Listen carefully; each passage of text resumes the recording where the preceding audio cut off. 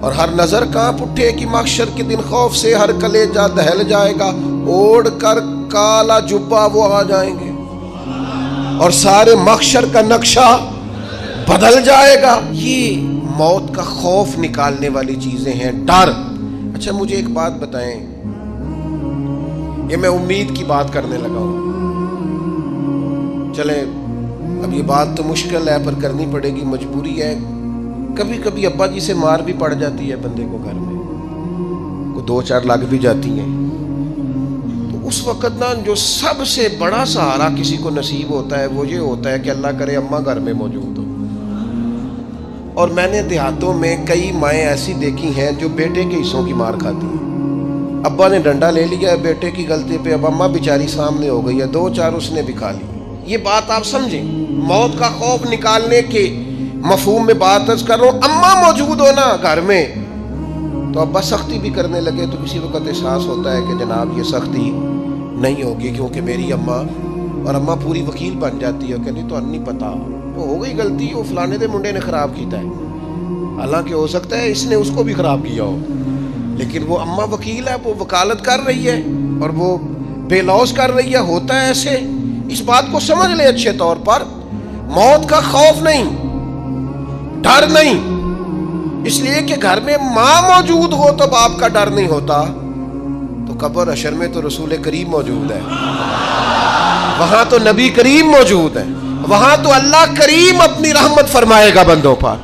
اس لیے خوف نہیں، پینک نہیں، اپنی غلطیوں کا احساس ضرور کریں، اپنے اعمال پر توجہ ضرور دیں، لیکن موت کے خوف تلے دبتے نہ جائیں۔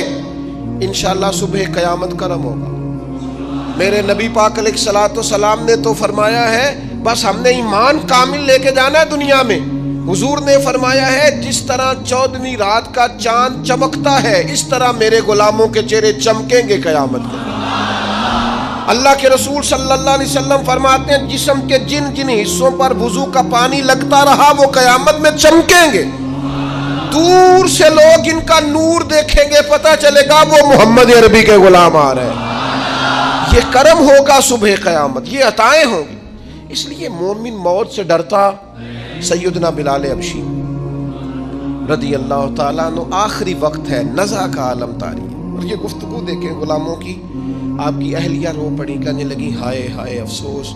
حضرت بلال فرمانے لگے کیا ہوا؟ کہنے لگی افسوس ہے کہ آپ دنیا سے جا رہے ہیں۔ تو حضرت بلال نے مضمون ہی بدل دیا، سوچ کا زاویہ ہی بدل دیا، فرمانے لگے یہ افسوس کا مقام نہیں، یہ تو خوشی کا مقام ہے، اس لیے کہ میری آج آنکھیں بند ہوں گی، قبر میں کھلیں گی، مدینے والے محبوب سے بھی ملوں گا، حضور کے غلاموں سے بھی ملوں گا صلی اللہ تعالی علیہ وسلم۔ تو موت تو مقام مسرت ہے، اور اگر یہ مل جائے زندگی میں، ایک بدو ایمان لے آئے، ابن ماجہ میں موجود ہے، حضرت ابو ہریرہ رضی اللہ تعالیٰ عنہ حدیث کے راوی ہیں، فرماتے ہیں ایک بدو ایمان لائے اور انہوں نے حضور علیہ السلام کے ساتھ ہجرت بھی کی، ابن ماجہ میں موجود ہے۔ تو نبی پاک علیہ السلام نے نا انہیں ایک صحابی کے ساتھ کر دیا، اب ان کے کام کاج میں مصروف ہو گئے ان کے ساتھ۔ تو حضور علیہ السلام نے نا ایک جگہ سے مال غنیمت آیا، تو طریقہ مبارکہ یہ تھا کہ مال غنیمت میں سب کو حصہ دیا جاتا تھا، اگرچہ وہ جہاد پہ نہیں گئے لیکن حضور نے انہیں بھی حصہ دیا، تو وہ صحابی تو رو پڑے، عرض کرنے لگے حضور میں اس کے لیے تو ایمان نہیں لایا تھا۔ تو حضور نے فرمایا پھر بتائیے، گرچہ حضور جانتے ہیں کس لیے لائے تھے؟ عرض کی حضور میں تو اس لیے ایمان لایا تھا کہ میں رب کی راہ میں لڑوں گا اور میں اپنی جان پیش کروں گا، میں شہادت کے لیے ایمان لایا تھا، مجھے یہ مال دولت نہیں چاہیے۔ تھوڑی ہی دیر گزری کہ ایک اور مارکے کا اعلان ہو گیا، جنگ کا اعلان ہو گیا۔ حضور نے فرمایا چلو، وہ گئے اور چند ہی لمحے گزرے کہ وہ میدان میں اترے اور پھر شہید ہو گئے۔ صحابہ کرام ان کی مقدس لاش مبارک کو اٹھا کے محبوب کے قدموں میں لائے تو نبی کریم نے کیا خوبصورت بات ارشاد فرمائی۔ حضور فرمانے لگے دیکھو اس نے اللہ کی تصدیق کی ہے تو رب نے بھی اس کی تصدیق فرما دی۔ اور پھر یہ دو جملے محبوب کہتے کہتے اٹھے اور پھر حضور نے اپنا جبہ مبارک اتارا اور اتار کے فرمایا اس بندے کو نا اس جبے میں کفن دے دو، اس میں اسے کفن دو، اس لیے کہ تو شہادت کے لیے ایمان لایا، موت کی آنکھوں میں آنکھیں ڈال کے جیا، اپنی زندگی کمزور نہ گزارو۔ مسلمانوں پہ کافر کا روب طاری ہو گیا ہے۔ ایک تو ہوتا ہے نا کہ کوئی مدد کرنا، کوئی آگے بڑھنا، فلسطین کا نام تک نہیں لے رہے حکمران زبان سے، ذکر تک نہیں کر رہے، چینل ذکر نہیں کر رہے۔ اتنا روب، اتنا کفر کا خوف، صرف اس لیے کہ ہمیں موت کا ڈر ہے، مر جائیں گے تو بستر پہ نہیں مریں گے، بیماریوں سے نہیں مر جاتے لوگ۔ خدا کے بندو، اپنی زندگی میں اتنا خوف اگر موت کا پیدا کر لو گے۔ حضرت سعید ابن جبیر رضی اللہ تعالیٰ عنہ بہت بڑے فقیہ تھے، حجاج بن یوسف نے بلایا اور کہنے لگا میں تمہیں موت دینے لگا ہوں، مار دوں گا تمہیں۔ بڑا ظالم آدمی تھا، بڑے لوگ اس نے قتل کیے تھے۔ حضرت سعید رضی اللہ تعالیٰ عنہ مسکرا پڑے اور غصے میں آیا، کہنے لگا کیوں ہنستے ہو؟ فرمانے لگے تو بڑا بیوقوف ہے، تجھے کس نے کہا زندگی اور موت تیرے ہاتھ میں؟ یہ تو تب آئے گی جب میرا رب چاہے گا۔ کہنے لگا لے جاؤ ان کو اور جا کے قتل کر دو۔ تو وہ جب جلاد لے جا رہے تھے تو آپ اور کھل کے مسکرائے، ہنسے۔ یہ آپ کی طاقت ہے کہ موت کو دیکھ کے مسکراہٹ ہو، لبوں پہ تبسم، رقصہ ہو، مسکرائے۔ جب آپ مسکرا رہے تھے تو اس کو اور غصہ ہے، واپس بلایا، کہنے لگا مسکراتے کیوں ہو؟ فرمانے لگے تیری جرت پہ مسکرا رہا ہوں، اور اس بات پہ مسکرا رہا ہوں کہ رب کتنا بے نیاز ہے، تیرے جیسے لوگوں کو بھی مہلت دے رکھی ہے، کتنا بے نیاز ہے، تیرے جیسے لوگوں کو مہلت۔ اور غصے، کہنے لگا میرے سامنے قتل کرو۔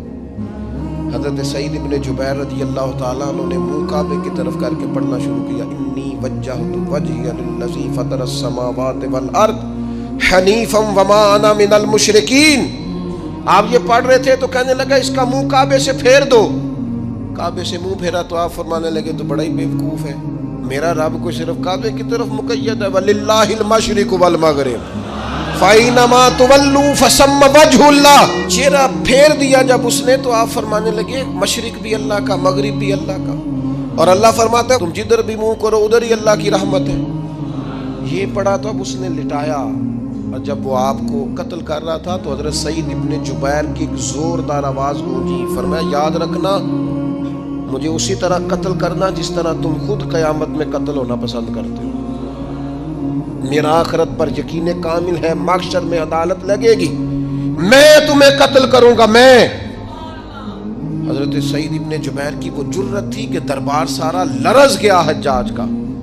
حضرت سعید ابن جبیر رضی اللہ تعالیٰ عنہ کہنے لگے اللہ اسے میرے بعد کسی پر مسلط نہ کرنا، میرا قتل آخری ہو، میرے بعد نہ ہو۔ ڈر گئے لوگ، سہم گئے، اور وہ جو جلاد آپ کو قتل کر رہا تھا اس کے بھی ہاتھ کانپ رہے تھے۔ اتنی جرت، موت کا ایک منٹ کے لیے خوف نہیں۔ حضرت سعید ابن جبیر رضی اللہ تعالیٰ عنہ شہید ہو گئے تو اتنا خون نکلا، اتنا خون نکلا، اتنا خون نکلا، خون بند ہی نہیں ہو رہا۔ ایک طبیب بیٹھا تھا، ہانپتے کانپتے ڈرے ہوئے، سہمے ہوئے۔ حجاج کہنے لگا اسے اتنا خون؟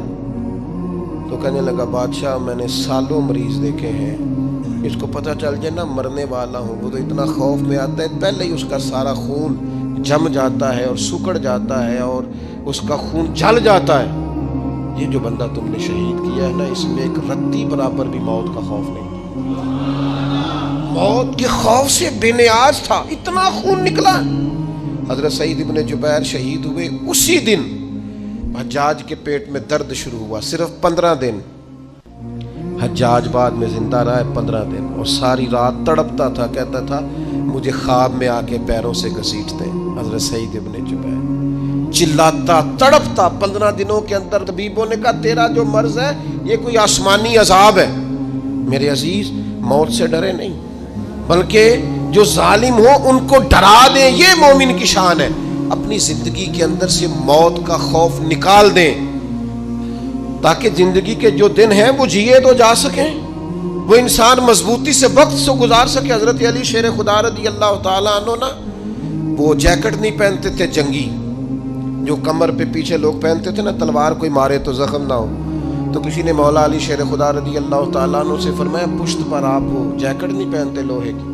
آپ فرمانے لگے پشت تو دکھانی نہیں، تو تو کہنے لگے موت سے ڈر نہیں آتا؟ فرمایا بالکل بھی نہیں. اور فرمایا مجھے بالکل ڈر نہیں آتا کہ میں موت پر آ گروں یا موت میرے اوپر جا گرے. ہم تو شہادت حضرت خالد بن ولید رضی اللہ تعالیٰ عنہ ایک دن نوجوانوں کو خطاب کرتے کرتے کہنے لگے موت سے کبھی نہ ڈرنا. میں نے ساری زندگی جنگوں میں گزاری ہے، میرے وجود پر ایک ذرہ بھی جسم کا حصہ ایسا نہیں جس پر زخم نہ ہو. اور جو کہتے کہتے رو پڑے. فرمانے لگے، یہ بات کرتے کرتے رو پڑے. فرمانے لگے دیکھ لو زندگی ساری میدانوں میں گزاری ہے، لیکن شہادت اللہ تعالیٰ نے میرے لیے وہاں نہیں لکھی تھی، یہاں اللہ تعالیٰ نے اپنی رحمت کے لیے موت میرے لیے لکھی تھی. تو یہ تو اللہ کا کرم ہے. قریب ایک بزرگ صحابی اور بیٹھے تھے. فرمانے لگے آپ کی نیت شہادت کی تھی، انشاءاللہ آپ قیامت میں شہیدوں میں ہی کھڑے کیے جائیں گے.